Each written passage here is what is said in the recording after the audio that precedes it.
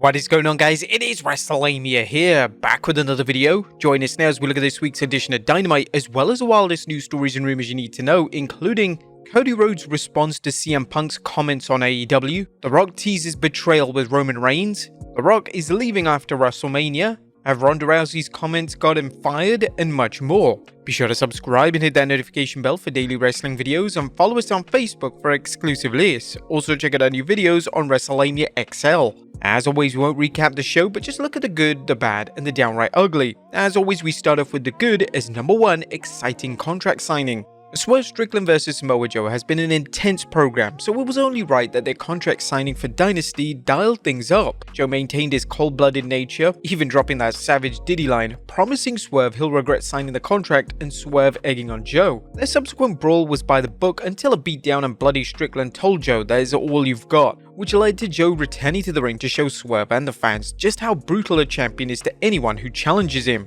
Number 2, Trent heel turn. Trent's shocking post-match attack on Orange Cassidy following their loss to the Young Bucks played out very well. While AEW has teased some problems amongst the best friends, they haven't made things obvious, which made Trent's actions such a surprise. Trent is an underutilized star who could benefit from a heel turn, as it could give him the extra momentum to elevate him. The next few weeks should be intriguing as fans wait to see which wrestlers side with whom. Number 3, Jericho and Hook storyline plays off the past. The developing Hook-Jericho alliance is developing into a multi-layered storyline with lots of promise. Wrestling has a long tradition of veterans taking younger wrestlers under their wing, but if you're Hook, how do you reconcile working with Jericho, a legend with plenty to offer, against the Ocho's well-documented history of rocky finishes to his tag teams? AEW explored this question well, with Jericho flat out telling Hook such are the risks involved with working at a higher level, something Hook appears willing to accept, for now. But that was good. What about the bad? As number 1, Copeland's PSA. Adam Copeland's promo last night was kind of embarrassing. The Rated R superstar is a beloved figure in wrestling, and having him talk about how much he loves AEW and why he chose to retire there was fine. What wasn't fine was Copeland turning the promo into a pandering response to CM Punk's interview on the MMA Hour, where he criticized Tony Khan for acting like a friend and not a boss. The promo put Copeland in a bad light, and even if he volunteered to give an unofficial but blatantly obvious response to Punk's comments, he should have known better. Whilst this wasn't as pathetic as when the WWE would bring out the McMahons whenever ratings and or ticket sales were done, and remind the fans that the WWE caters to the fans, it was kind of embarrassing. What he could have done is just say AEW is on fire, leave it there, done. All this promo did was show that Tony Khan wears his heart on his sleeve, and CM Punk's comments obviously touched a nerve with the boss. Number 2, Billy Gunn shouldn't dominate Jay White. And then there's Billy Gunn vs Jay White match. Daddy Ass has many reasons to be angry with Jay White, but Gunn's fury shouldn't have led him to dominating White in the ring, unless AEW is planning on giving Billy a late career monster push. AEW has used Gunn wisely in tag team matches, but if it's serious about pushing Switchblade, which giving White's run in AEW so far isn't all that clear, it can't have him struggling against wrestlers whose best days are in the rearview mirror. Number 3, dragging Mercedes' debut match. Why is AEW waiting so long to put Mercedes Moné in the ring? Right now it appears her first match won't happen until Double or Nothing, which isn't until the end of May. Having her appear every week for no other reason than to cut promos is a bad idea, as it's easy to imagine her wearing out her welcome before she steps into the ring. And another dull Dynamite. Looks like AEW is back to booking Dynamite as a show it feels fans are going to watch no matter which wrestlers appear and regardless of the competitive nature of its matches. Last night's Dynamite had nothing special to entice fans to tune in or stick around. Of course, maybe exception with the contract signing. AEW missed an opportunity to lure casual fans tuning into wrestling this week due to the buzz over Wrestlemania. Instead, they provided nothing special for its core audience or to hook fans channel surfing. There was nothing downright ugly, but why book such a dud when it's Wrestlemania week and you might get extra eyeballs in? What do you guys think of Dynamite this week? Let us know in the comments down below. Now let's move on to the news.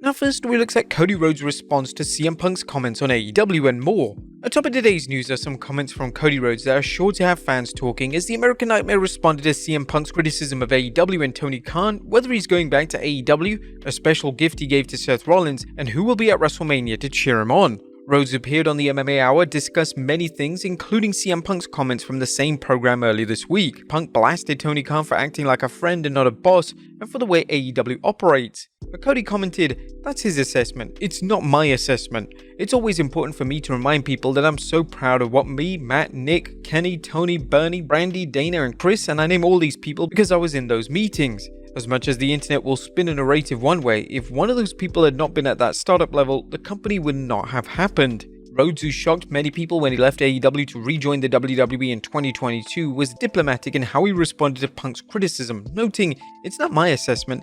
In my time there, the infrastructure was just being built up. We're trying new things and doing things. It was a startup company, a big time startup company, but a startup company, and I wish them nothing but the best." As for what happened with Punk during his alleged skirmishes with the Elite and others, I love Matt, Nick, and Kenny, and I love CM Punk. I don't know how, but I do. I'm just happy for everyone involved. I just think it was a ships in the night thing. I wasn't there though. Cody appeared on the Today Show revealing that his mom and his wife will be at the show. Cody's mom told him that she's bringing bear spray in case she gets any flack from the members of the bloodline.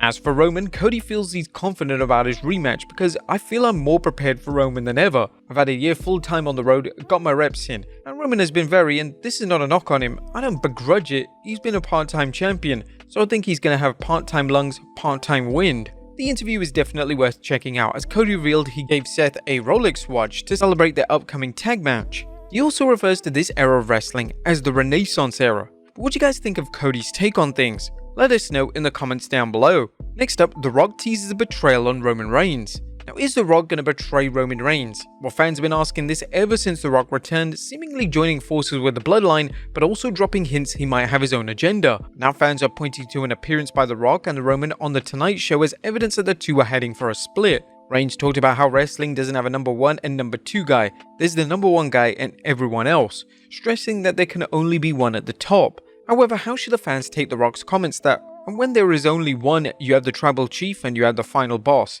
and so I have the pleasure of getting back in the ring, I've been working my ass off, I've been working hard, Reigns has been working with me.